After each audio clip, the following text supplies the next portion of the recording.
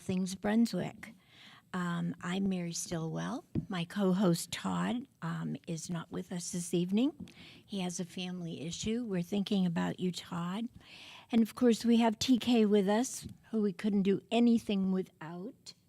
Thank you, TK. And we have a very special guest tonight, someone who I have admired and respected for several years. He was chair of the Brunswick County Republican Party. He lives in the town of Leland, and he is on the planning board for that town. Please welcome. Actually, county. Oh, that's right. He's on the county planning board. What's the matter with me? Please welcome Rich Leary. Hi, Mary. Rich. How are you? Good. Thank you so much for coming out today. Sure, my pleasure. So tell me how long you have lived in Brunswick County and how you got to set. How did you decide that this is where you wanted to be? Right. Well, we've lived here since 2012, and I'm from Connecticut originally. We owned a house in the Outer Banks. We bought a vacation house in the Outer Banks back in the mid-'90s, and we had that for almost 20 years. And as a result of that, we kind of got introduced to North Carolina. And so we knew we wanted to come to North Carolina, not the Outer Banks. The Outer Banks is a place to vacation, not to live. For sure. Because it's so intense, particularly in the summer. But we knew that we wanted to be in North Carolina. And so when I got to the time of thinking about retirement, we started touring around, the area in North Carolina, the coastal towns. And we sort of settled on the Leland area and Brunswick Forest. We liked the development, Brunswick Forest, but we liked the proximity to Wilmington. Right. And so we decided to move into Brunswick Forest, and as I say, that was in 2012. Wow. Yeah. I didn't realize you'd been here that long. Yeah, I know. Yeah. It's interesting. I mean, when we moved into Brunswick Forest, and we knew it was a big planned development unit, but when we moved in 2012, I think there were a total of 300 homes. Yes. And today we're approaching 3,300-ish. Yep. And build out in Brunswick Forest is probably somewhere in the neighborhood of 600 to 6,500 homes. So it's a big, big development. And it's kind of representative of what's going on in the county as a whole. Oh, boy. And look at Leland. I mean, when I moved here in 94, there was no Leland. Yeah, it was a stopover. Really, there was the little downtown area with the Food Lion and, a couple different places, but there was nothing on 17. Yeah, I know, it's crazy. And now look at it. It is. Tell me how many people you have in Leland. The town of Leland today, I think, and this is rough, but probably 20-ish. I think maybe a little more than that. I think when we moved in, it was closer to 15. I'm not sure of those numbers, but roughly speaking, in the county, as you know, the county is just booming. Oh yes, we're the fastest growing county in the state, and depending upon what day you look, we're the fourth largest county growth-wise in the country. I know. And in the county, we probably have today somewhere in the neighborhood of about 150,000 people. Yeah. Yeah, those were the figures that I received when I checked working on voter rolls. I thought, wow, 150,000 people. That's incredible. Yeah. Absolutely incredible. Well, so you decided that you wanted to make a difference. And I know that you chaired the party for a while and did some great things there. And then was it after you chaired the party that you went to the planning board? Yeah. I was chair for 4 years, and then Bill Moore succeeded me. And after that, I remain on the executive committee as a at-large member right now. But I think it was 2019, Frank Williams approached me and asked if I might be interested in serving on the county planning board. And I told him that I was. Each of the county commissioners appoints a member from their district to the planning board, and then we have a couple of alternates as well. So it was Frank that appointed me, and I'm pretty sure it was 2019. I didn't know that. Yeah, Oh, yeah. okay. So the commissioners appoint one each for the planning board, 5, and then I think we have 2 alternates as well.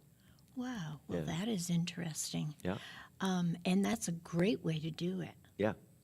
And it gives good representation around the It county. does. Yeah. Yeah.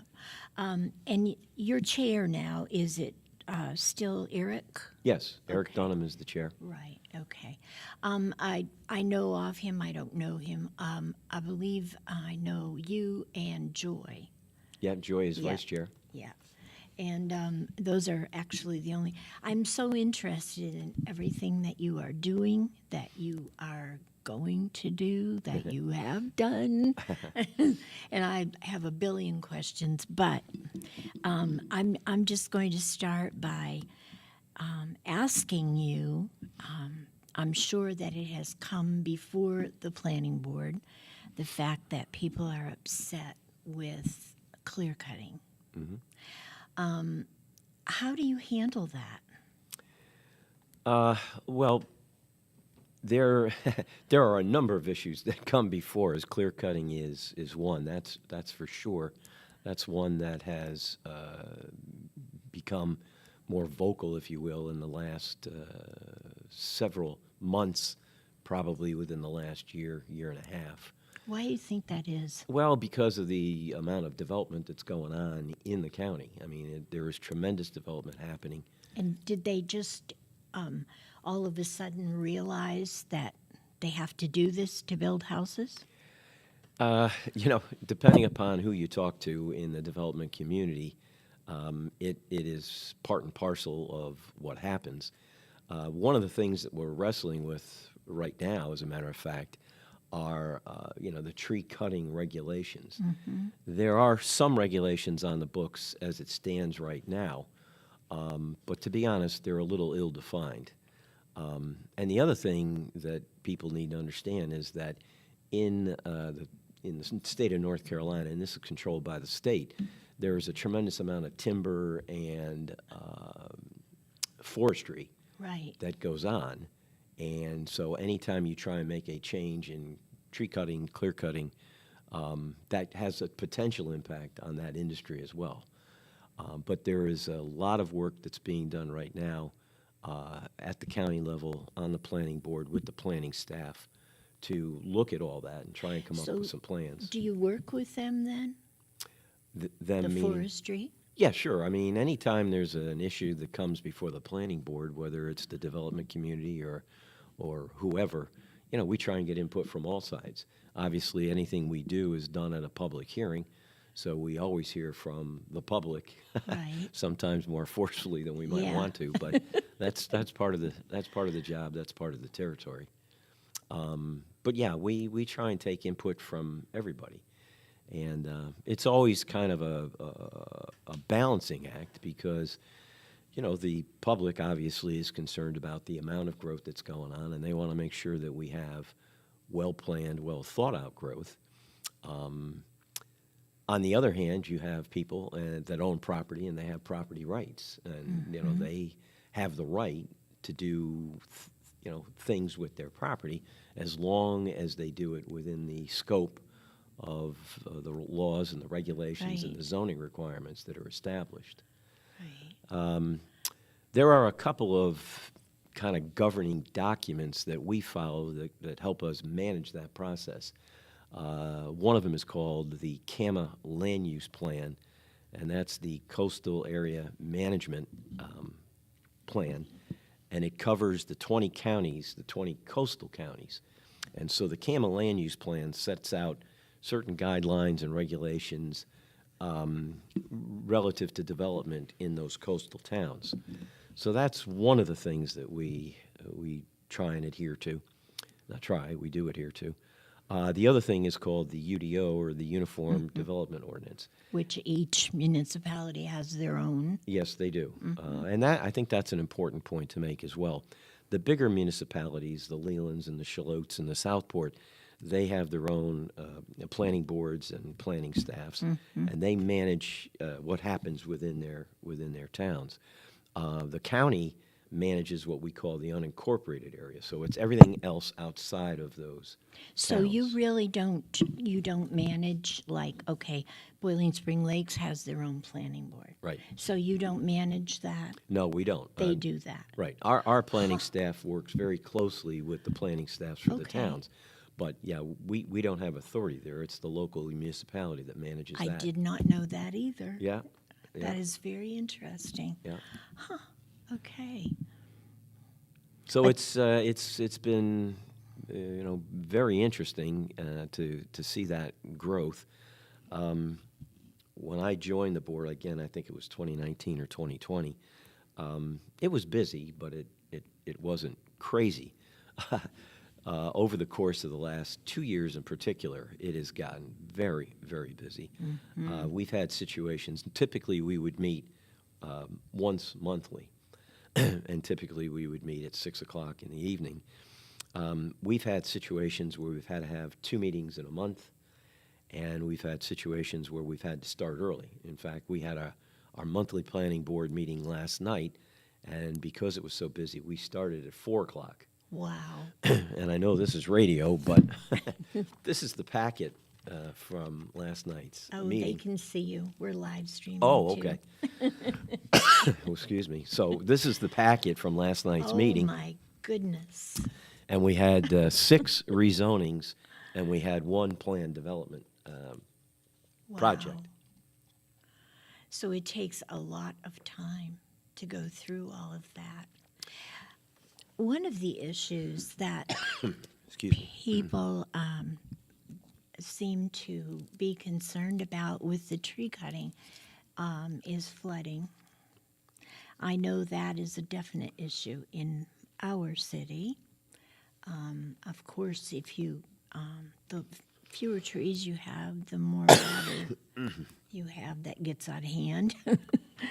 And we do have an issue with that in BSL. So what is the answer to that? Well, as I said, we're at the county level. We are currently working on a tree cutting project plan to regulate and manage that going forward. The other thing I would point out is that when we get to the actual development phase, the key part of water management are the stormwater ponds that are constructed on those sites. And under current UDO regulations, the builders are required to build out stormwater ponds to take into account a 25-year storm event. But over the last 2 years, we have worked very, very hard and encouraged most of the developers to work to 100-year storm management. Great. Excuse me again. That's okay. As I I mentioned, understand. I You have a summer cold that I'm summer really colds wrestling are with. terrible. Yeah. Well, I there are a lot of folks in my city that have a terrible problem with flooding. I mean, it can be just a large rainstorm. And most of the places, if you go to look at where the flooding occurs, it is near a development that they have built like 5 or 6 homes, and all the trees are gone. Now, let me ask you a question. If you were to decide on specific trees that could be cut down and others that could be left, I did a walk with the Nature Conservancy several years ago and learned about these longleaf pines. Yeah. I don't like them, but that's me. And I'm from Maine, and I like a good old-fashioned pine tree. However, I believe that those things grow rapidly. And when they seed out, they can seed out for miles. I mean, it's just like spitting. Oh, yeah.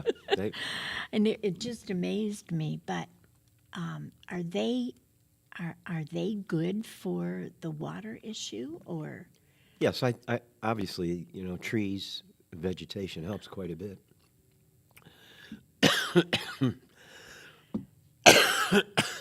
That's okay, Rich. Take your time. Yeah, that helps a good deal. You know, there are buffering requirements Right. around perimeters of developments, and a lot of that has to do with vegetation. And the stormwater ponds themselves are really critical to managing water. You know, one of the things we hear a lot when a planned unit development comes into before the board, there are people that are worried, you know, in the neighboring areas about what that's going to do to their flooding. In many cases, it actually improves it because those stormwater ponds manage the water flow Right. not only on the property, but for water that comes off of property into the one that's being developed. And they retain that water.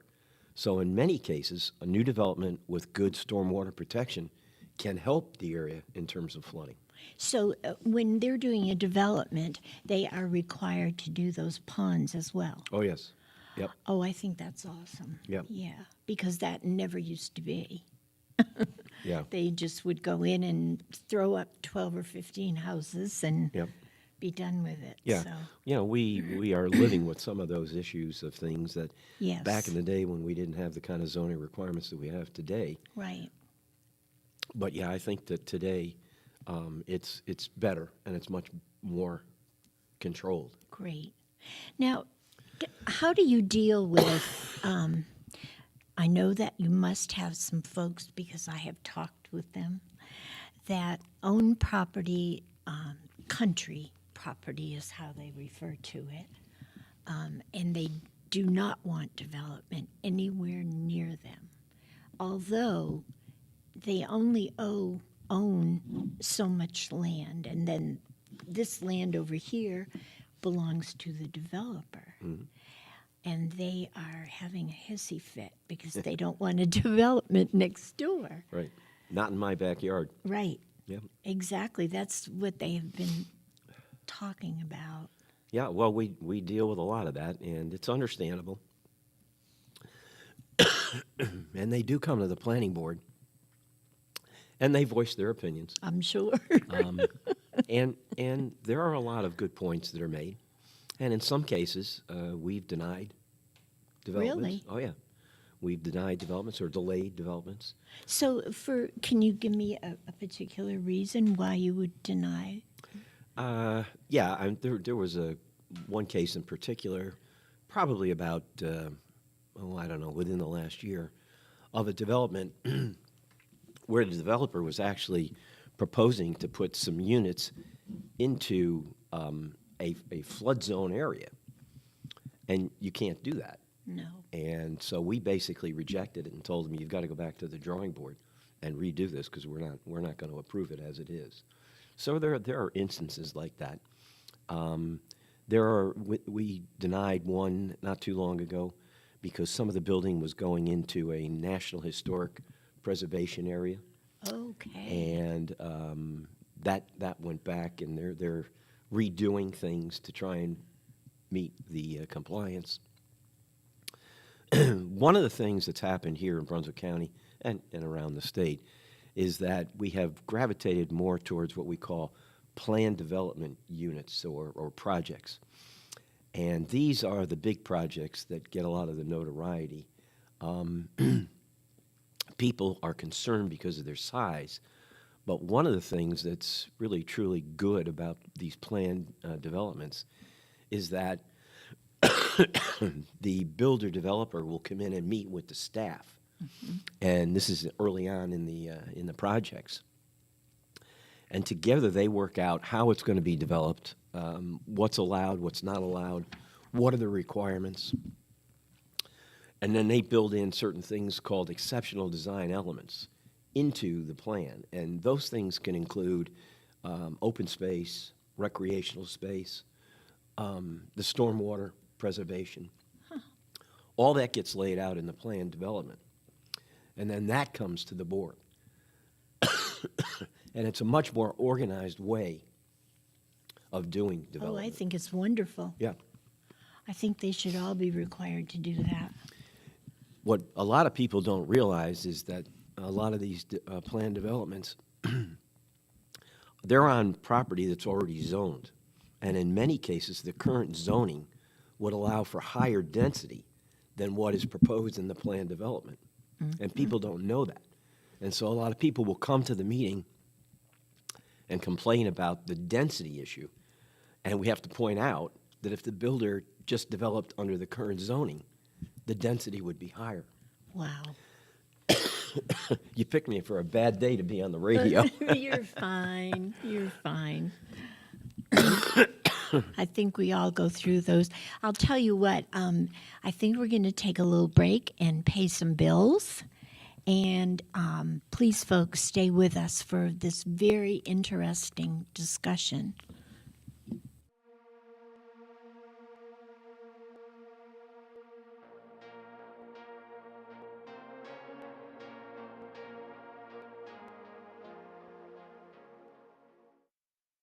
What a great place we all call home.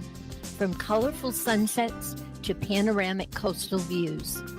The best attractions are its people, a community of friends and family.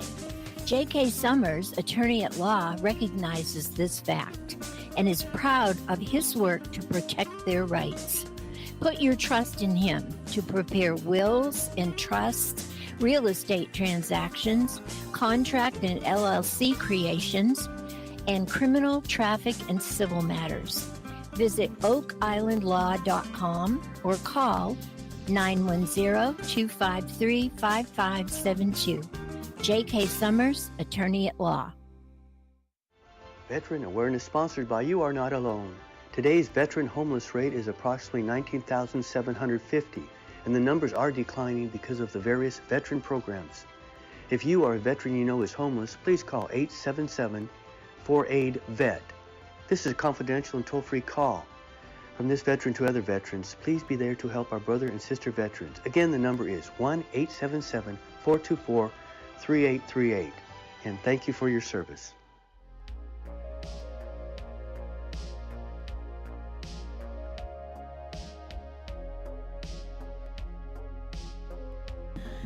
Welcome back, folks, to All Things Brunswick. Today with us, we have a special guest from Leland. He is on the County Planning Board, and we're happy to have with us Rich Leary. Hello, Mary. We've been talking about development in Brunswick County, issues such as stormwater, issues such as folks not wanting the development. And it brings to mind one specific area to me, and I wondered if you could just comment on the project in Ash. Yeah, that's been a controversial one. A lot of the people locally were very concerned about it. What was their main concern? I think the main concern was development. Yep. More people, Yep. busier roads. There were other specific reasons that came up, but if I had to say overall, I think that's probably one of the things that was driving it. It's just the increase in population, the increase in traffic, those kinds of things. Right. In fact, that particular project had been delayed. We delayed it at one point because there was concern about this National Historic Preservation. So the developers and the builders had to go back and take another look at that. And then it came back to the county planning board. I talked a little bit before about these planned developments. Mm-hmm. And in the planned development, there is a thing called the exceptional design element, where the builders and the developers can propose and offer things that are, good for the community. Right. One of the biggest problems that we're starting to have in Brunswick County and elsewhere is workforce housing. Yes. As a result of this development and as a result of this growth, the price of housing has really That was going to be my next question. it's gone up dramatically. And so, there are a number of groups and organizations looking at what I guess we call workforce housing, Yes. housing that is affordable to people that work in our community. You know, First responders, teachers, first responders. Yeah. People that we need, that are People- necessary. People that we need, for sure. One of the things that the developers over in Ash came back with was a concept of setting aside a certain portion of the development for what they call workforce housing. And that was the first time that I'm aware of that any of these planned developments actually had that as a component. Oh, me too. And I have to say that it was one of the things that helped with the community itself, is the recognition that the developer was willing to do something like that. Right. And my suspicion is that we're going to see more of that in the future. Now, this area that they deemed workforce, would it be for rentals or purchase? No, it would be purchase, Okay. but it would be lower cost housing, if you will, and it would be below what I would call the average price for that particular neighborhood, Right. but it would be for purchase. Okay. Because I have talked with a lot of first responders who prefer to rent because, their career path takes them to different areas. Yep. I mean, as much as they like Brunswick County and all, they don't want to be committed in case they have the opportunity to go forward. Sure, and that's understandable. But there's nothing here to rent. I mean, the rents are outrageous. Well, and as fast as they build it, they are occupied. Oh, yes. Yep. So it's a challenge. There's no two ways about it. And the county's wrestling with that right now. I know it has to. And, I know a couple of first responders. One of them drives from Bladen County Yeah, to work in Brunswick. that's a ride.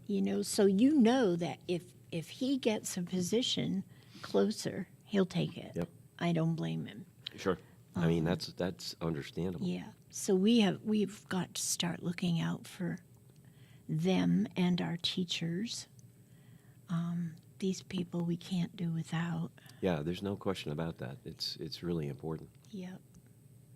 So, well, I think that when it comes to priorities, you people have a lot on your plate. But what would you look at as being the number one priority?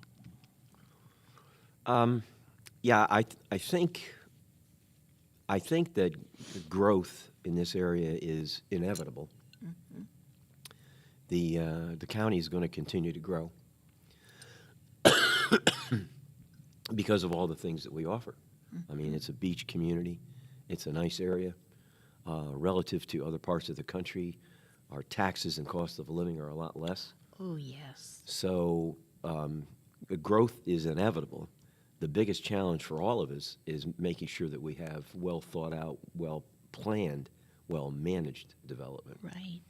And in that regard, I have to give our planning staff a lot of kudos. They work hard at it. Oh, I bet they do. And again, going back to this planned development, by meeting with developers and builders up front, they're able to discuss and cover a lot of those issues Right. before it even comes to us. And I think that that's a very important part of the overall development process. Well, I think also, too, when a developer comes to town, so to speak, he has to understand that with each and every home he builds, that home needs water, sewer, electricity. I guess they take all that into consideration. Yeah, again, as part of that plan development process, all of those aspects are dealt with in that planning process. So when it finally comes to the board, we have a check off from the fire marshal. We have a check off from the North Carolina Department of Transportation, at least an initial sign off from them. We check the school situations. Right. So all of those things are in fact taken into account. I would also say that when you think in terms of water and sewer. The county commissioners have done a good job on that, and they look Yes. forward, and they are anticipating, and they are putting that infrastructure in place ahead of time. We have great county commissioners. We do. We are so fortunate. One thing I would mention is that over the course of the last, I guess it's 2 years now, the county has worked with an outside firm to develop what we call the Blueprint Brunswick 2040. And this is an overall master plan, if you will, for future development throughout the county. And they spent a lot of time looking at Brunswick County, at what we currently have, the available space that we have, and what kind of development should we have going forward. It's kind of a blueprint, as they say. That was adopted by the planning board and then ultimately by the commissioners. The next step in that process now is to take that blueprint and turn it into actual UDO regulations. And so we're working on that right now to take that concept and fill it out in the UDO. That's great. Now that takes into consideration the infrastructure. Yep. People are very concerned about roads and Yep. traffic Yep. and how long it takes them to get to the grocery store. Yeah, So- one of the things that people, I think, maybe misunderstand is that the county has nothing to do with roads. I know. They don't own You know, any. in other states and other areas, counties have always been involved in roads, but in North Carolina, in Brunswick County, the county has nothing to do with the roads. Exactly. And mostly it's state and local. Yep. Yes, and that to me was when I was commissioner in BSL, I went, what? Coming from a state that they all had a say. We had some roads in our city that we were responsible for, but we had also roads in our city that belonged to the state, or so to speak. Yep. Yes. So, but they've got to realize that they must be part of this, do they not? I mean, and I'm sure that The they're developers, you mean? No, the DOT. Oh, yes. Yeah. You yeah. know, because they have to look ahead. It can get very scary if you are an EMT and you're trying to get to a call, and there's so much traffic you can't get through it. Yep. Yeah, that's an important consideration. One of the other things that has to be taken into account is these planned developments are large in many cases, and you typically would have like a main entrance, but you also have to have an emergency entrance. In fact, the Exactly. planned development that we went through last night, which is happening just off of 211 down here, there is a main access, but they also had to put in an emergency entrance into the planned development in the event that there was ever a problem with the main entrance. You had another entrance into the development to get there. Absolutely. So, those things are taken into consideration as well. Now, I can't remember if it was last year or the year before. I heard from some folks who had purchased a home in a development, and they stated that the developer built the roads, okay, and once everything was done, left. Okay. Yep. And now, apparently, but without any official paperwork or anything, they are responsible for their roads. How does that work? I don't understand how they can do that. There have been some situations that we've encountered where that happened. We had maybe a year or two ago, and I'm not 100% sure of this. I think it was part of Ocean Ridge, and there have been some problems there with the developers, you may know. Same thing. There was a developer that went in, put in some basic infrastructure, put in an initial road. Actually, there were some houses constructed. People bought property, and then the developer left. Yep. And those people were struggling for quite some time. a very large developer who's one of the biggest developers in the Southeast came into that area and came up with a plan to buy the development, buy the property, and in so doing would also committed to build out the roads and complete the infrastructure. And it was amazing because when the developer came before the planning board, all the property owners came in support of the developer and Wow. were pleading with us to approve the project Right. because it was a way for them to get out from under. Exactly. That would be so expensive. Oh, What a responsibility. Crazy. But it was it was a win-win situation, really. The developer is very, very well-known developer in the Southeast. The owners were very, very much supportive of getting it done, and it got approved very quickly. So if these developers come before you, is this a question that is asked, or is this something that is discussed? To be honest, I think it's more of a rare situation than a common situation. What is the common situation? What do they do?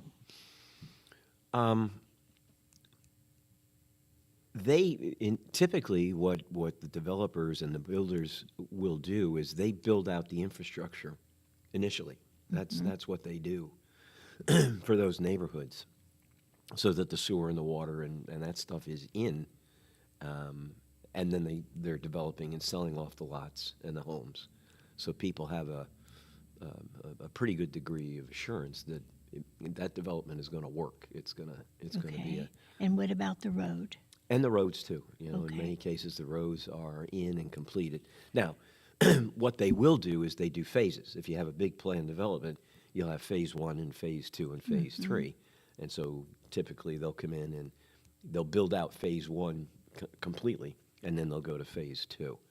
And that's a reasonable approach, I think, because building out a development and putting in all the infrastructure for the entire development is a very costly thing. And so to have them stage it seems reasonable, and it seems to be working pretty well these days.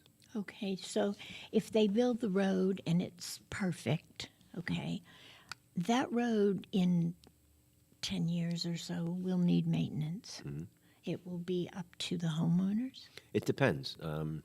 Some developments are private roads, and some are either state-owned or city-owned. Okay. Depends on that particular development. So the developer will sign that over to the DOT or to the city? Well, essentially, it would be a state road I see. already, Okay. right? And they're just building around that particular state road. In the private roads, it's a little trickier for the homeowners. Some homeowners like the idea of having a private road, Yeah. but they also do have to deal with the fact that down the road They have there's to going to be some maintain it. expense with it. Yeah. And that's typically where the HOA would come into play. Okay. Yeah. Because I know all of the developments on 211, those are not state-owned roads. Right.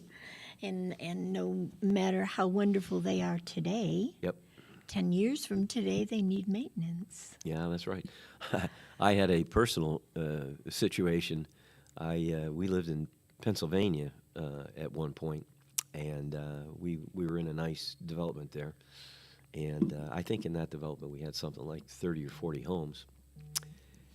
And lo and behold, I got up one morning to go to work, and there was a bulldozer in the front of my driveway digging it up.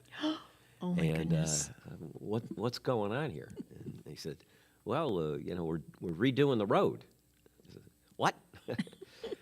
It was crazy because what had happened was we were the property owners. It was a private road, but the developer, the original developer, kept the rights to the road.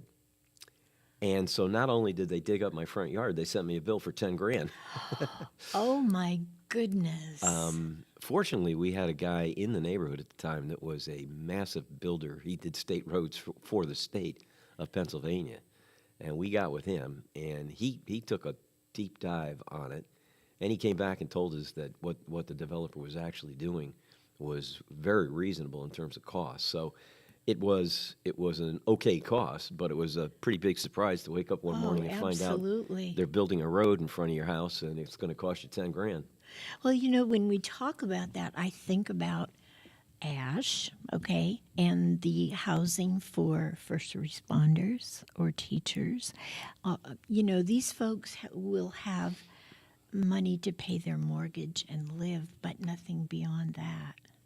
So that's important for them to realize those roads are going to be taken care of. Yeah, I mean, there's no question about that. It's an important aspect I'm a of everything that we stickler do. for detail. Well, I wish that every homeowner or home buyer was the same. People need to pay attention. They need to Yep. understand what's happening. Absolutely. Huh.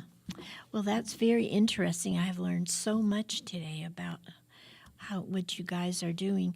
Tell me about, I know that you are pretty much geared for future, and it's mainly development. Okay. What about businesses and maybe huge business? Anything in the works, and how is that going to happen? And Yeah. The county commissioners work very hard at that on a daily basis. They have an economic development team. The economic development team is always out trying to promote North Carolina and Brunswick County as a great place to bring your business. Part and parcel of that is education. And Absolutely. I also have to compliment the commissioners, Mike Forte and Randy Thompson in particular, because they developed several years ago now what they call the Brunswick Guarantee at the community college, which I'm sure you're very familiar with. But essentially, what that has done is it's allowed for kids from Brunswick County to go to the Brunswick County Community College for free, including books, by the way. I know, it's wonderful. It's a great program. And then if they want to go on to a four-year college, there are some who have stepped up and will give them a deal Right. because of that guarantee.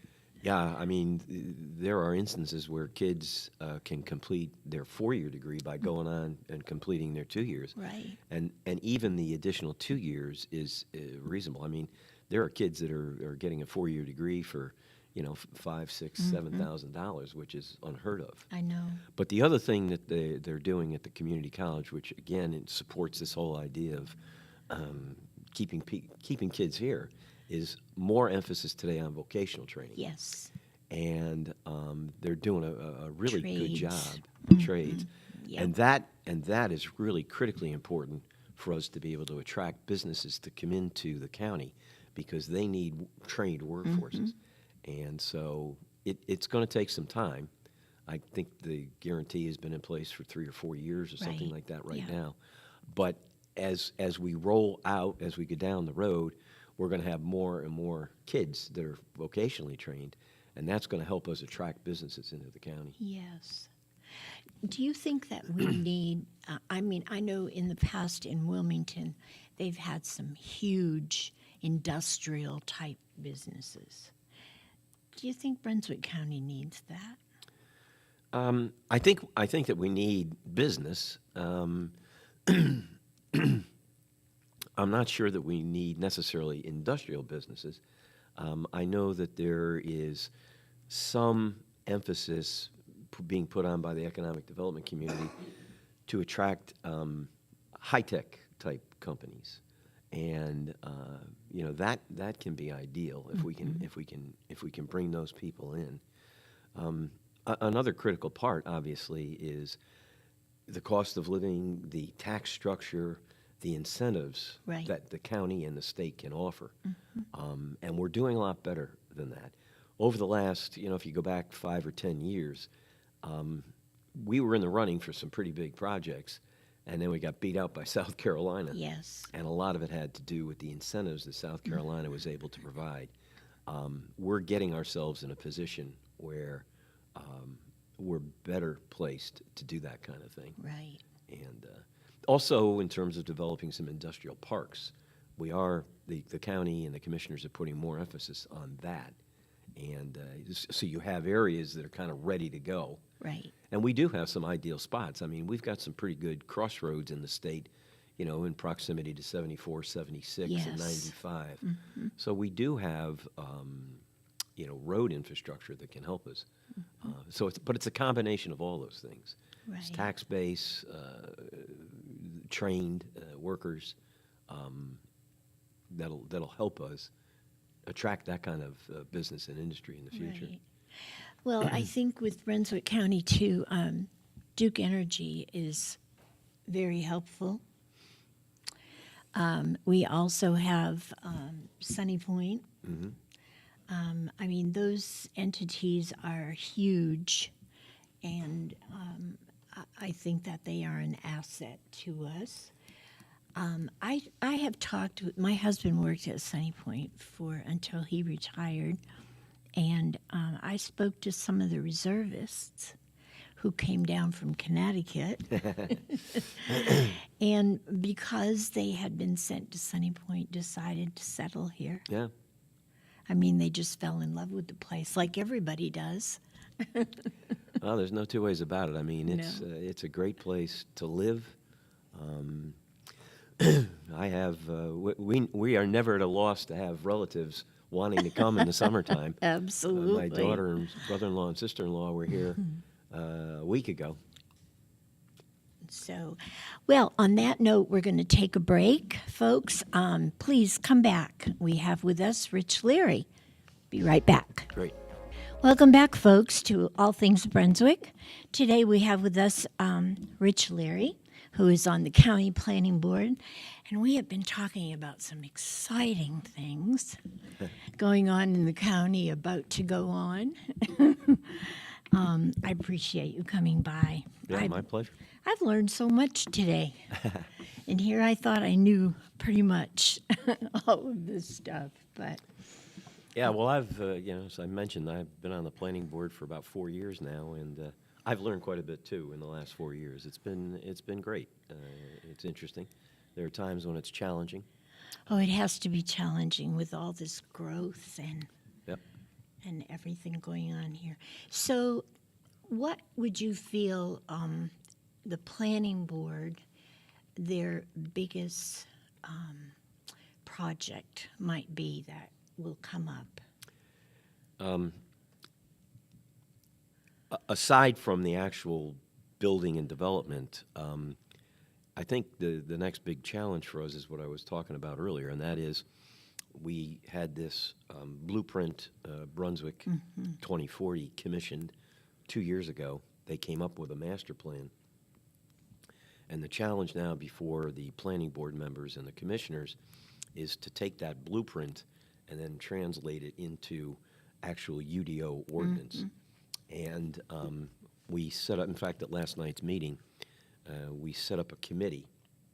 There are 3 planning board members on that committee, and that group will work with, basically all the constituencies. We'll be meeting with, the public. We'll be meeting with developers. We'll be meeting, obviously, with the consultant that put all this stuff together, and trying to develop these ordinances that will then be the guide for us for the next 20 years. That is going to take some time, isn't it? It is. It's going to be a challenge. I'm sure we'll have some fits and starts, but the blueprint itself, I think, is a good beginning. And now the challenge for all of us is to translate that And I into. think it's a wonderful idea. That is actually a plan that should be followed by many different places. Yeah, and we've actually heard that from people. Oh, both the yes. public and developers themselves. And obviously you will be talking with the DOT.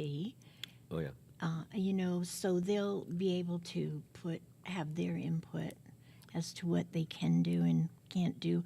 I mean, I love those guys. Don't misunderstand me, but it sure does seem it takes them forever to do a project.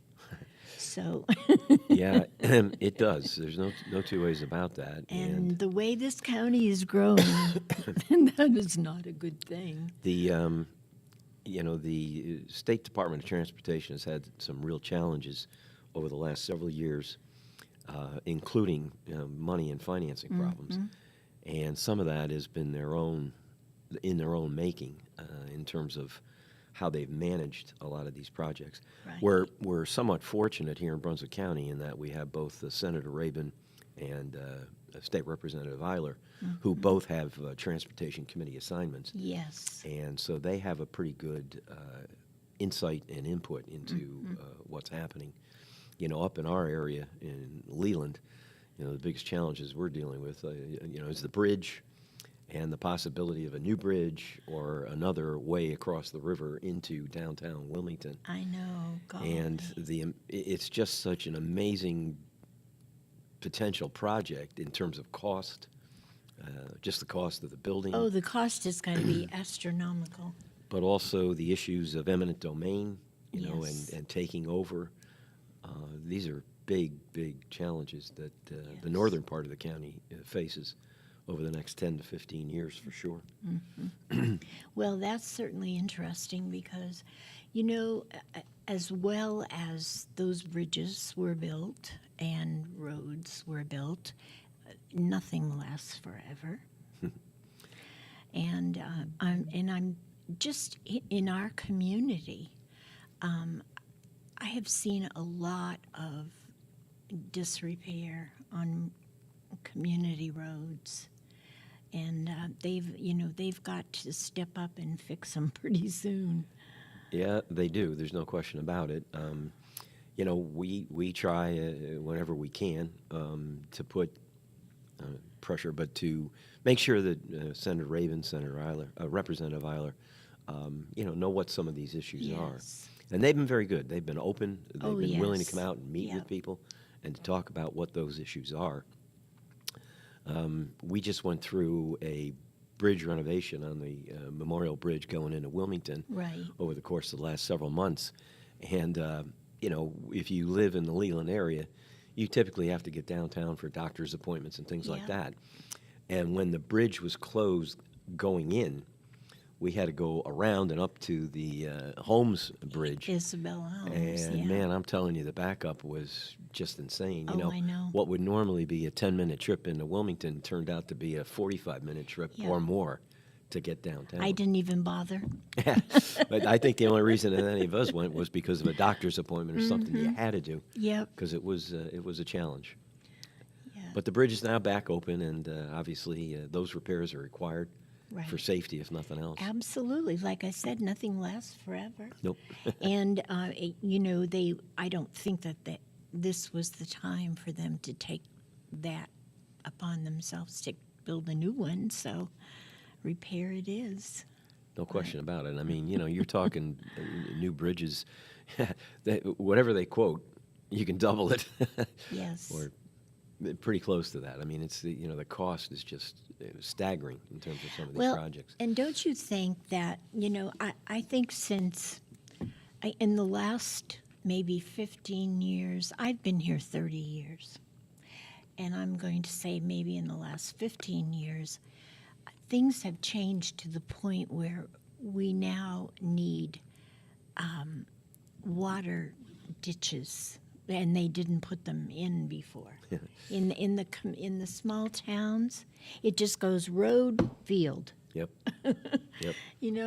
And all of a sudden they're discovering that these things would certainly make a difference. Yeah, no question about it. I mean, that you go back, as you said, 20, 30, 40 years, and the management of stormwater wasn't what it is today. No. And I remember standing in water up to my hips. Of course, I had water boots on, but they didn't do much good. They were full of water. Talking to people in my city when I was a commissioner because they were so angry.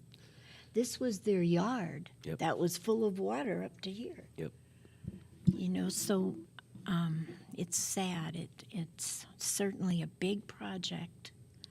And Anyway. Unfortunately, one of the things that attracts people here are the beaches, and but we also experience hurricanes, Oh, yes. and we've been through a bunch of them just in the 11 years that we've been here, and they're pretty catastrophic events, or can be. I've seen a few. Yeah, Florence and Matthew were really, really tough. But I will say, being a resident in Brunswick Forest, I was actually amazed at how well they were able to control the water through those two hurricanes. I think that's wonderful. Yeah, I mean, as you know, in Florence in particular, we stayed.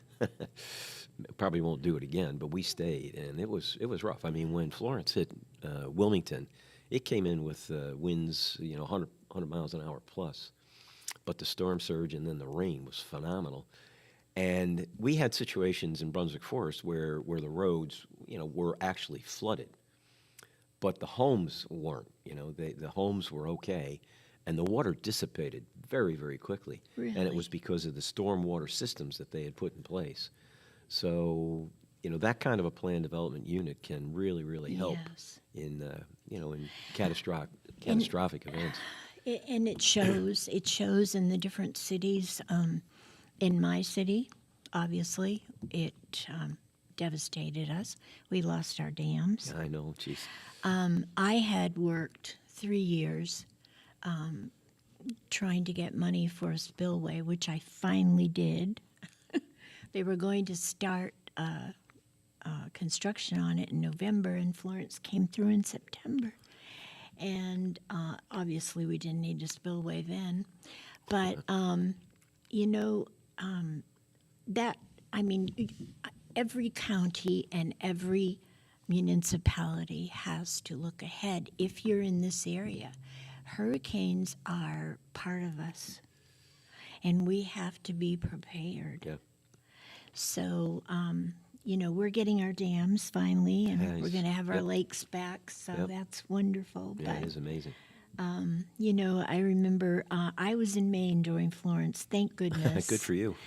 But I was the first phone call that the mayor and the engineer did. They said, guess what, Mayor, we don't need your spillway. Unfortunately, yeah. It's actually been sad. I mean, we play golf down that way quite a bit, and to drive by and just to see what I used to know. be a pretty area, and then Yep. it's just all overgrown and a It's mess. been 6 years. It's hard to believe. I It's just know. hard to believe. Terrible. You would think that FEMA would be able to respond in a better way than they do sometimes. I'm not happy with FEMA. I never was, Yeah, and I don't think I ever will be. They drag their feet. yeah. So- They tend to do that. But And the other point that you were starting to make, I think, is that one of the consequences of a major storm like that is obviously the flooding, but the other thing is the emergency services and Yes. making sure that people are safe. Right. We And have if you don't have the roads, how can they be? one of our commissioners, Frank Williams, was actually the president of the North Carolina County Commissioners Association. I think that's what it Yes. was. And one of the projects that he took on was emergency management. And he gained a lot of useful knowledge from that, and now he's bringing that back to the county, That's great. and that's going to help. That's going to help Brunswick County Yeah. long He's term. quite the guy, let me tell you. Frank is everywhere. Well, this has been a great hour, and I really appreciate you coming, although you didn't feel well, and I'm so sorry to hear that. Yeah. I hope this cold is going to go away. Yeah, I just it comes and it goes. I mean, I'm okay for a minute, and then the next thing I know, I'm hacking away. Yeah. But We've had with us today, folks, Rich Leary, who is a resident in Leland, and he is on the county planning board. And he gave us some great information today. I would love to have you come back. sure, Maybe a few months down the road when other things arise. yeah. Well, by that time, we probably will have some progress on this blueprint Brunswick Yeah. 2040 and That how we're is going to be converting that into a very UDO. interesting. Yes. Well, thank you so much. Great. Thank you, Mary. Folks, come back and see us next week when we will have with us the mayor of Boiling Spring Lakes, Jeff Weinkoff. He is going to give us an update on the dams. And thank you so much for tuning in.